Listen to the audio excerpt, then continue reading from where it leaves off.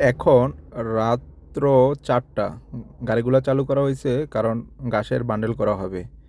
এই লাভ বানার কাজ সাধারণত রাতেই করা হয়, আর রাতে করার মূল কারণ হচ্ছে রতুবা।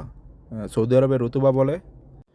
এটা হচ্ছে কুয়াশা। যখন কুয়াশা ঘাসের মধ্যে পড়ে তখন ঘাসগুলো অনেক মুলায়ম হয়। সেজন্য এই ঘাসের বান্ডেল করার কাজ সাধারণত রাতে করা হয়।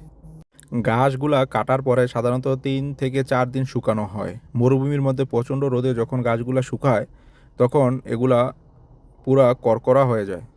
কুয়াশা ছাড়া যদি এগুলা বলক করা হয় তাহলে বলকগুলা পুরা পাউডার আজকে হয়ে ৯ যায়। হেক্টর সেজন্য জমির কুয়াশা গাছের গাছের বান্ডেল করার জন্য ৩টা লাভবানা আসছে।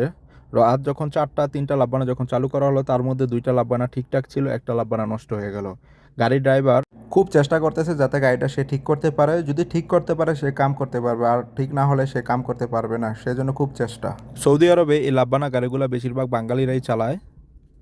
আমাদের এখানেও ৩জন বাঙালি আসছে এই গাছের বান্ডেল করে দেওয়ার জন্য। যখন এই গাড়িটা নষ্ট হয়ে গেল তখন সাথে আরও ২জন এসে গাড়িটাকে ঠিক করা হলো।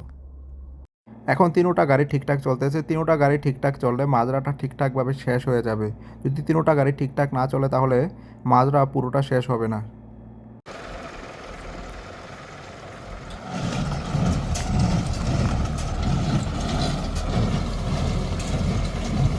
এই লাভবানাগুলা প্রতিটা বলক বানানোর জন্য নিয়ে থাকে সৌদি আরবের ১ রিয়াল করে। এতে করে দেখা যায় যে এরা প্রতি রাতে ৮০০ থেকে ১,০০০ রিয়াল পর্যন্ত এরা ইনকাম করে থাকে। দেখুন এই গাছের গাড়িগুলো যখন চলে তখন কিভাবে বান্ডেলগুলো বানায়। তো ৩টা গাড়ি ঠিকঠাক চলতেছে, এখন এই বান্ডেলও ঠিকঠাক তারা বানাচ্ছে। বান্ডেল যখন বানানো হচ্ছিল তখন সেখান থেকে ৪টা বান্ডেল ভালো দেখে নিয়ে নিলাম। চলে আসলাম বাজারে। বাজারে এসে লোকজন দেখলো এবং কিনে নিল। এই ঘাসের বাজার সাধারণত সকাল ভোরবেলা তো ৪টা ৫টা ৬টার দিকে হয়।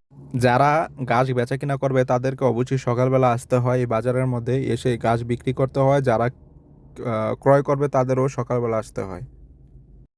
আমরা যে লোকের কাছে গাছগুলো বিক্রি করছি সেই লোক বড় ট্রেলার নিয়ে মাঝরায় চলে আসছে। দেখেন কিভাবে গাছগুলো লোড করতেছে সে ঘুরে ঘুরে। আমাদের কাছ থেকে এক সুদানি এই গাছগুলো ক্রয় করছে। তাকে জিজ্ঞাসা করা হয়েছিল যে এই গাছগুলো কোথায় পাঠানো হবে। সে বলছিল যে এগুলাকে সৌদি আরবের দাম্মাম শহরে পাঠাবে সে।